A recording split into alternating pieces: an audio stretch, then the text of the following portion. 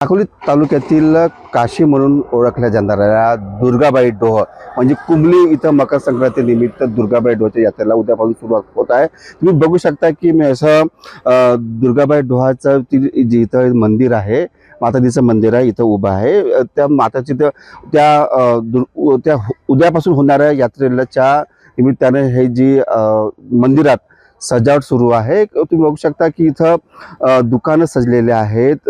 जे भक्तगण आहेत ते हळूहळू इथं डोहावर यायला सुरुवात झालेली आहे। तुम्ही बघू शकता की एकंदरीत बघितलं तर ह्या यात्रेला विदर्भातील 8 जिल्ह्यातील भाविकगण इथं येत असतात।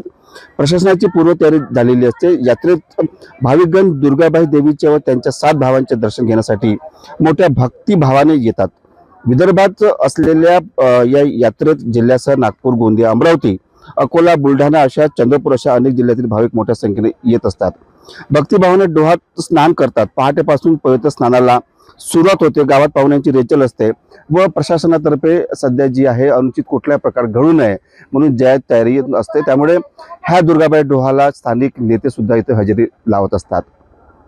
सूरज बागडे, जय महाराष्ट्र न्यूज।